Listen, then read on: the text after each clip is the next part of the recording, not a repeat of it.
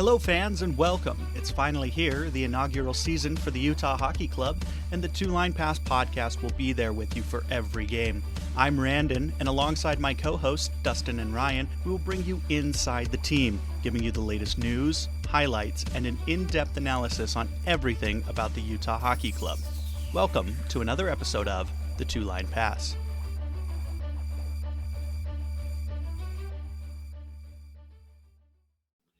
Welcome in, fans, to a kind of a dual episode on the Two Line Pass podcast. We're going to talk about the disappointing game that we just witnessed, a 3-0 shutout loss to, granted, the best team in the league currently, the Winnipeg Jets. And then let's talk a little bit about, well, where do we go from here? I'm Randon, joined with me as always, Dustin, Ryan. It's a disappointing night, tough loss to swallow, but hey, Winnipeg's the best team in the league. Does that count for anything? And it does. Maybe you want to, you obviously want to see a little bit more fight, but Winnipeg is the best team in the NHL for a reason. They score more goals than anybody else. I think there's only two teams in the league who've given up fewer goals than the Jets. They are a very, very good team. There are some things that we'd rather see. We can nitpick on, like, for instance, Logan Cooley getting the puck on a breakaway and just holding the puck on his stick all the way to the goal and letting it get poke checked away from him without even getting a shot on net. And we'll talk about that a little bit later on. But it's a game that before the season, into the season, and before the game before the game even dropped, before the puck even dropped, you thought Utah was likely going to lose this one. So maybe you want to see a little bit more fight, but it's a game you were expecting to lose anyways. So I'm not going to be too distraught over it. Now, I did have this chalked up as a loss. I did not have it chalked up as a loss of feeling this defeated. Now, sure, the scoreboard might not lead you to think that was a defeating loss, but I'm going to say it that felt like there were 5 minutes of that 60-minute hockey game where I was like, oh, look at us playing good. Look at that. And then it's just, what are we doing? We were just outclassed in every way, shape, or form. And if that's what it takes to win a Stanley Cup, guys, something feels like there's no energy in this team. There's not, what is their identity as a team? What do they do? What are we? We're the Utah Hockey Club. What is that? I don't know. 3-0 doesn't look bad on the screen or on the sheet, but it was a very bad game. Other than the goalie, Valimaki, or however you say, stood on his head. He played phenomenally, I thought. The boys in front of him let him down on a few plays, but overall, I thought he was really, really solid.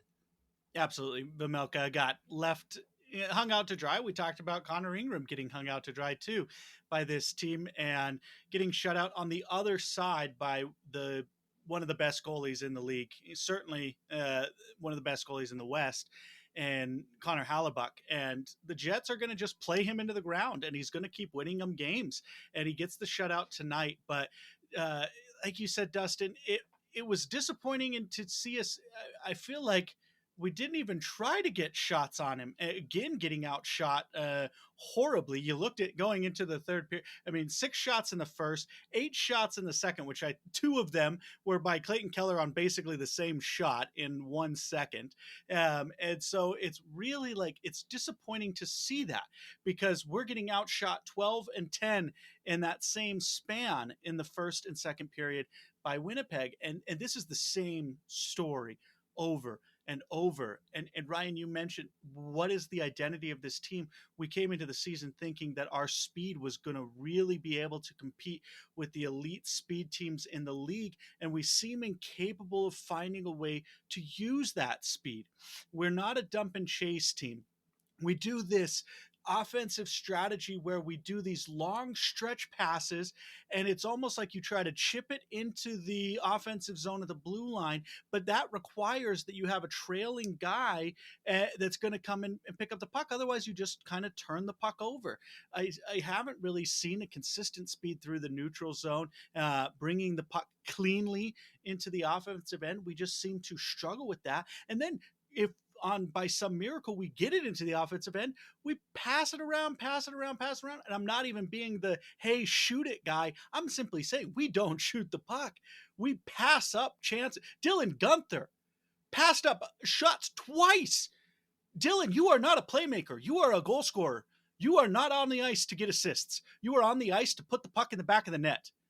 And now you're playing with Clayton Keller and Logan Cooley, and you need that line has to score goals. It's not let's develop them, and in 2 years they'll score goals now. No, if they're not ready to score goals, bring Schmaltz and Barrett Hayton back to line one, right? Because if you can't score goals with Logan Cooley, Dylan Guenther, and Clayton Keller on the ice, like that is just sad. And if you're passing up shots and you're those three guys, that's really bad. And that's what I saw this game is our first line. Clayton Keller had a pretty good game, but our first line, otherwise, what are you doing, guys? Logan Cooley's using his speed to pretend like he's just like speed is going to win games. Like, no, you got to do something with that speed. And we talked about how they made these lineup changes. They shifted these lines just to kind of create a spark. But it's not happening right now. And prior to the change, the first line that we had before the changes, the first line that we started the season with, when they made that change, that line was creating more scoring opportunities than any other line in the NHL. Like they were creating a bunch of scoring opportunities, and it's just not happening after that change. So I don't know if you need to go back to the previous lines and like, okay, the changes that we made didn't fix this, and you go back to what it was before. But something is not working. But I can't fix everything. And we're gonna sit here, we're gonna talk about this and that, and like, but I can fix everything. The way you fix this season, the way you fix this team, is fix your gosh darn power play. Utah is inexplicably, unacceptably bad on the power play. Like they went 0 for 4 tonight. We actually only committed 2 penalties this game. Like the problem that we had earlier in the season with giving the other team too many power plays, Winnipeg only had 2 of them, and they scored on 1. Utah had 4, and I don't even recall a good scoring opportunity on any of those 4.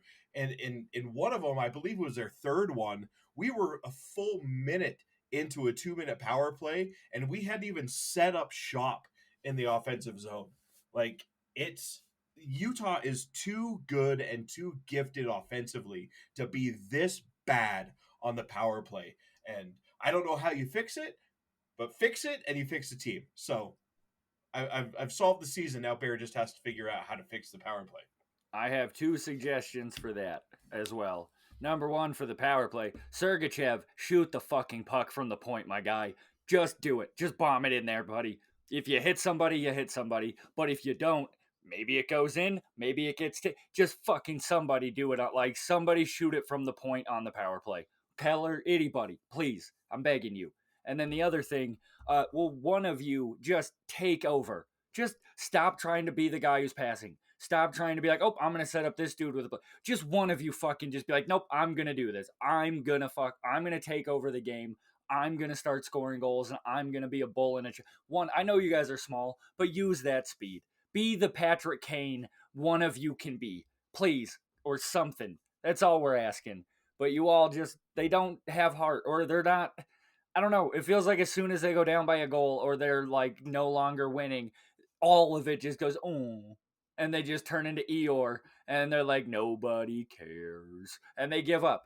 It's like, you guys are professionals, man. Some of you are making a lot of money to not do this shit.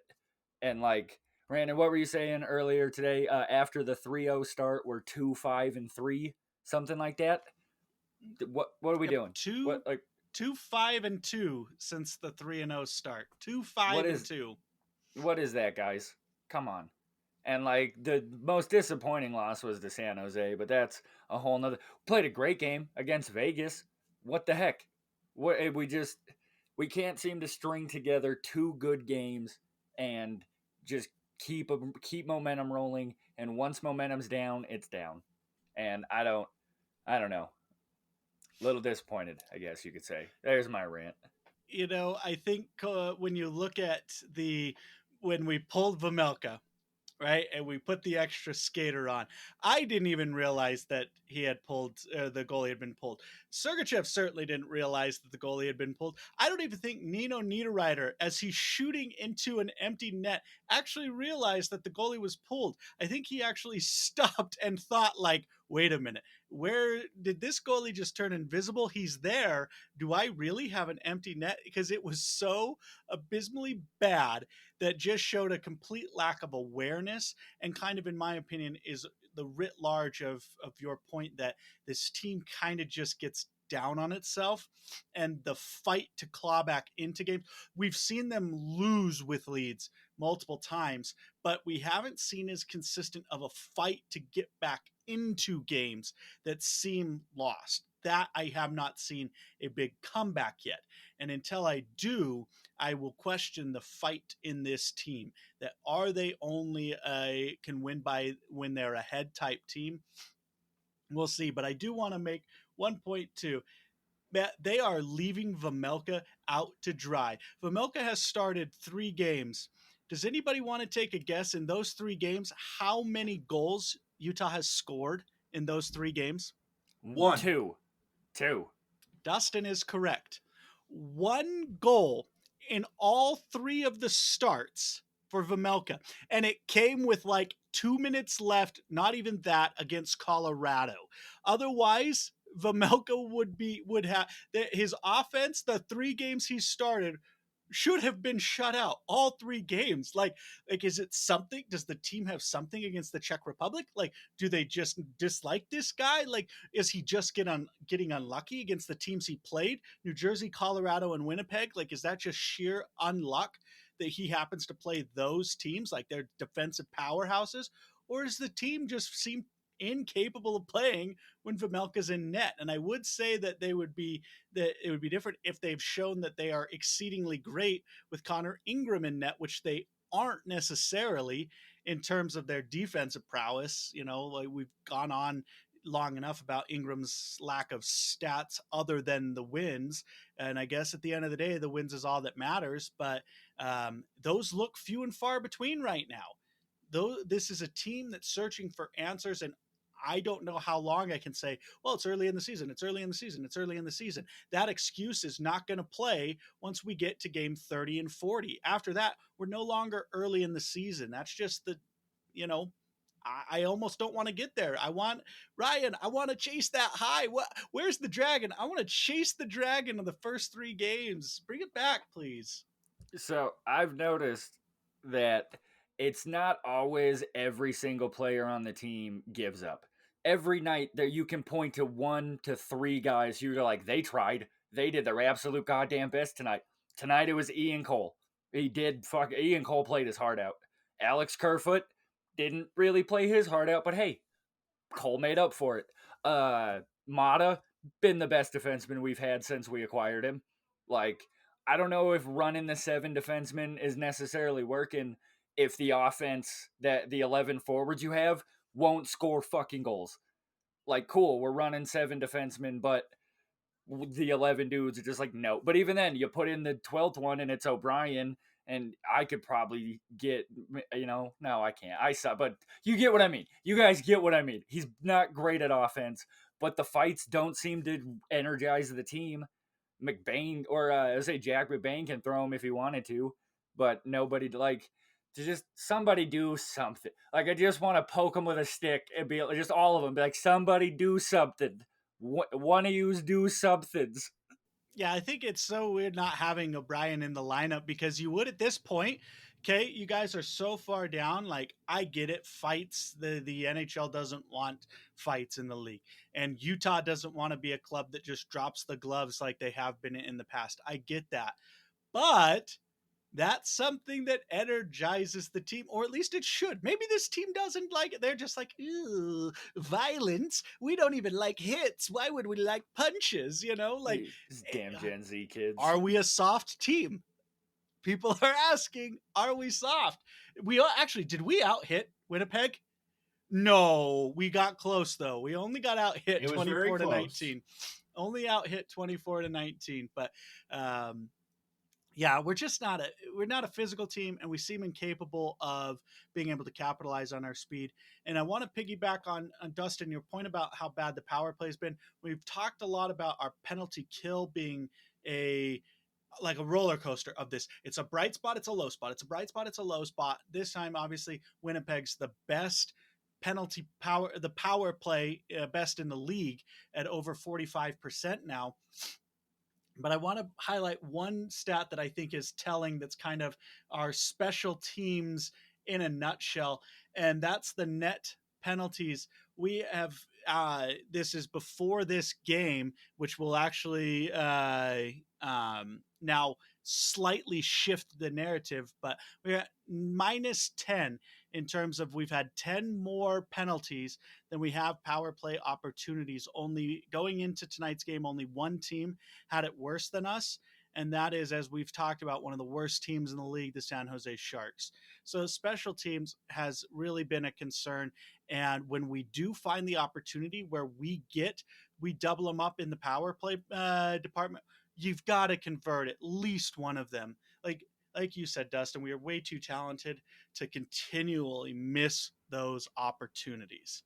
And it just seems like the power play problems seem like the regular 5-on-5 problems just exacerbated. Like they're making too many, like especially cross ice passes, like trying to go all the way from one wall to the other side, and just put shots on the net. Like we've talked about this 1,000 times before, and I said this as we were talking before we hit record. Like this is how we lost to the Sharks, because they shot the puck 46 times to our 23. Like they threw enough pucks at the net that eventually they started finding their way in, and they found their way in quick to erase that deficit. And Utah's just not doing enough of that. I mean, I said it before, but that image of Cooley getting the puck on a breakaway and just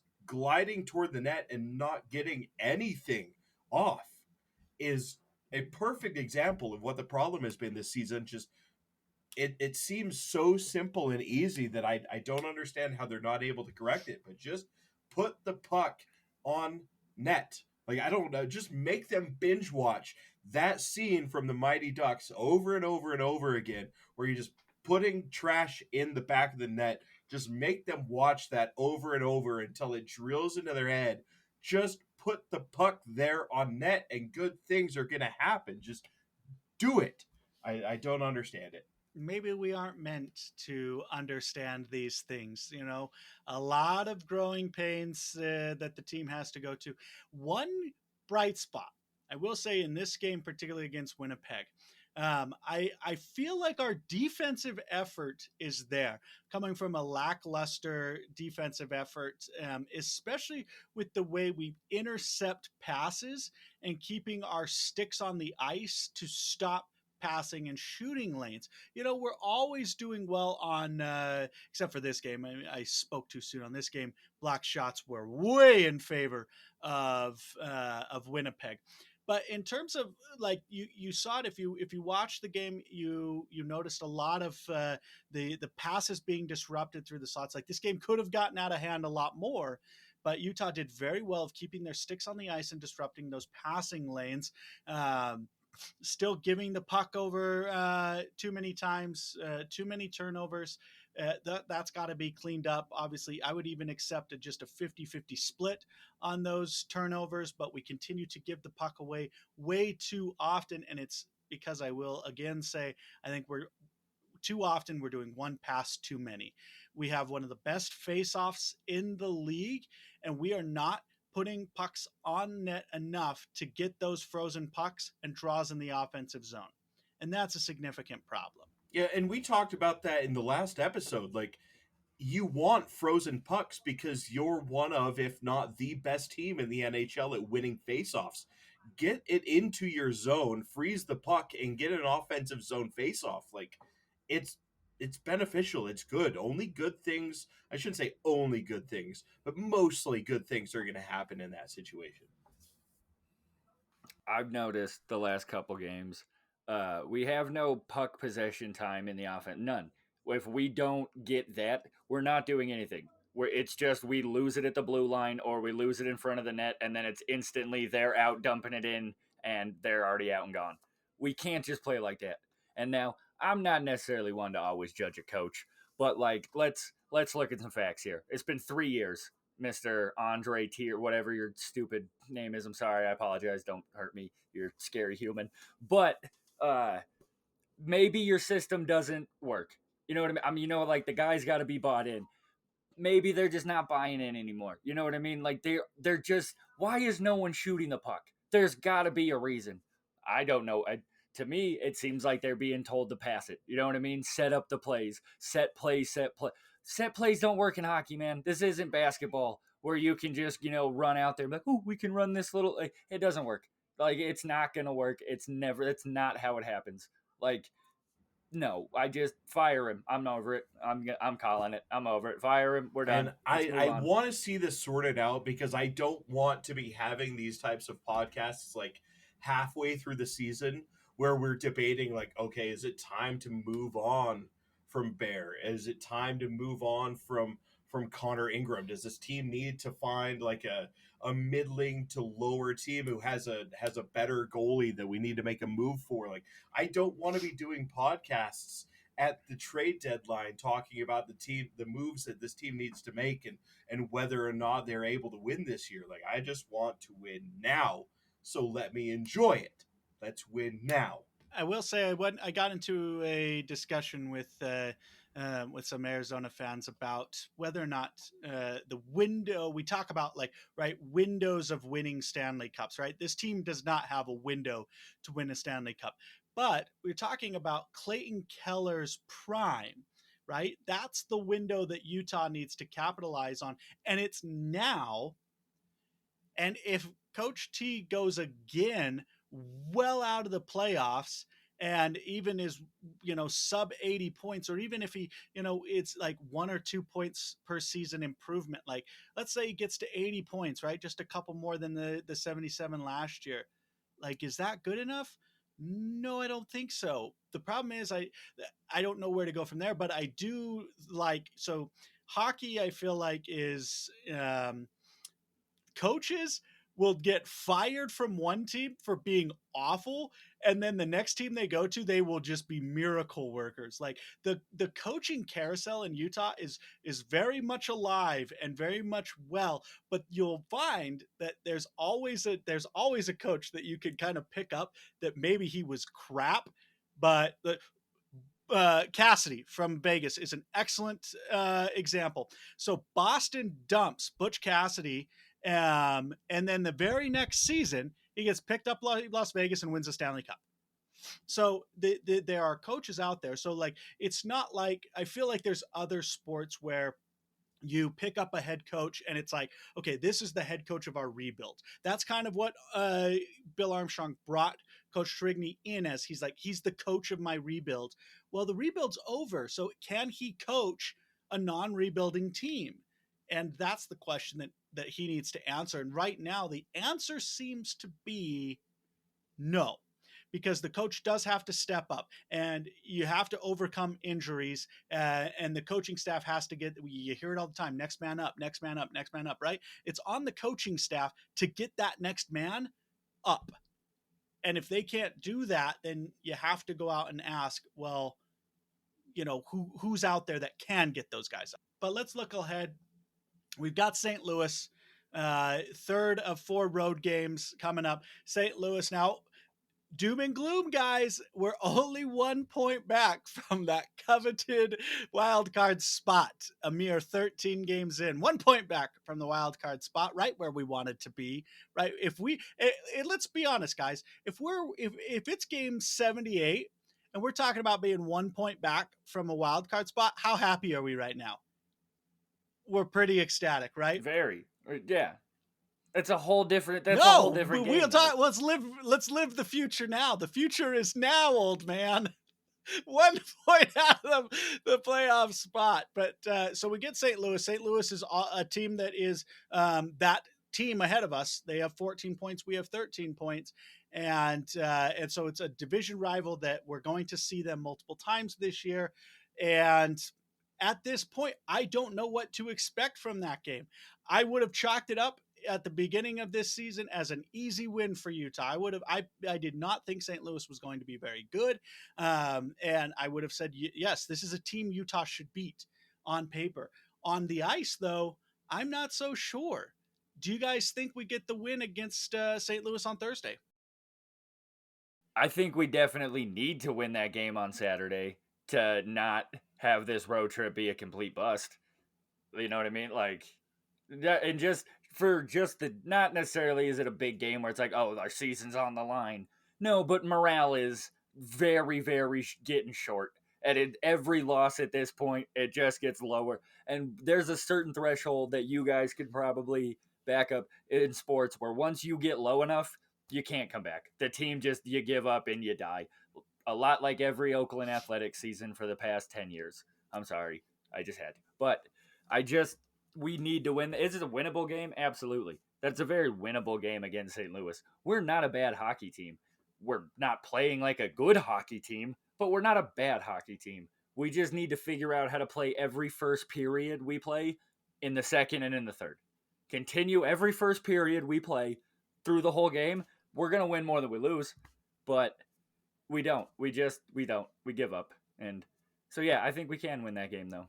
You know, I think you look back at that San Jose game where Utah blows that lead, and I mentioned in that post game, the next post game, about not letting a team beat you twice. And the last time that the team was this low, they went out and put 5 on the board against Calgary, who is a decent team.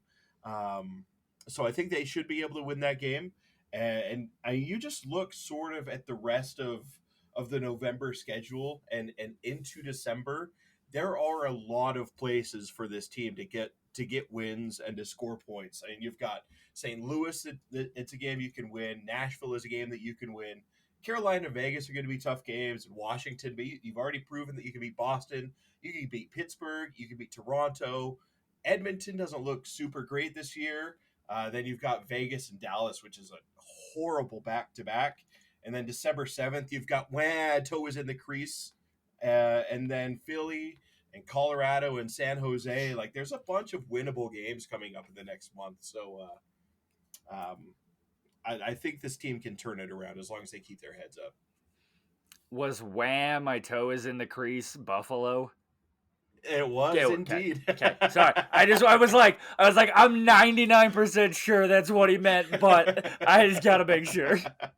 There's not enough Dallas Buffalo chirping going on between you two. It's because that's old beef. That's retired beef. It's we're same team now, but I saw Buffalo that was a good one. Coming that up was a good one. in the next month or so. So I'm like, I gotta toss something out there. Look, I'm gonna say if this team loses anymore, like if we get down 5 or 10 more times like this, I'm wearing the Buffalo jersey on the podcast. I don't care. I'm gonna, I'm doing it again. I don't care. This is embarrassing. We are better than Buffalo. Be better than Buffalo. That's right. Buffalo is pretty bad, but they're bad. You're the only fan out of us 3 who doesn't have to look at their former team saying, God, we could be having it so good right now, because both Dallas and Vegas are really good. But you get to look at Buffalo and say, good riddance. Who cares? No, but even then, that's why I'm so upset. Why would I jump from a losing franchise to another one? If I wanted to keep being miserable, I already have all the Buffalo swag. I've already I could just stay in Buffalo, man. I don't need this. I wanted to do this. I wanted to be here. Don't make me regret this. We're going to turn it around. We're going to right the ship. It will be okay. We're too talented, and there's winnable games coming up. In a month, the podcast that we're doing a month from now is going to be a total tone change from what it is right now. They're going to right this ship. You know what they say on this podcast, you can't make the playoffs in November, but you can miss the playoffs in November, and we've got to have a better effort in our November games. So we'll see you after the St. Louis game. Once again, this is the Two Line Pass. We kind of mixed in that post game of that disappointing 3-0 loss to Winnipeg, and kind of talked about where we go from here, what we want to see out of the team, the improvements that need to be made on special teams, the offensive output that needs to happen, just the general effort in general, and then a comeback mentality to prove that these guys are not a bunch of pillows, feather down pillows in their softness. Guys, let's see it against St. Louis. Let's go get the win, and let's do it the right way. Guys, I'm Randon. For Dustin, Ryan, thanks so much for listening. You guys enjoy it. Thank you for listening to another episode of the Two Line Pass podcast. Please follow us on Twitter at the Two Line Pass. You can follow Dustin at Highlights Ute. You can follow Randon at TLP Randon and Ryan at Carnes Ryan 0420. During the off-season, new episodes of the podcast drop every Wednesday with bonus episodes throughout. And during the season, we will have our weekly show plus game day episodes so you don't miss a minute of the action.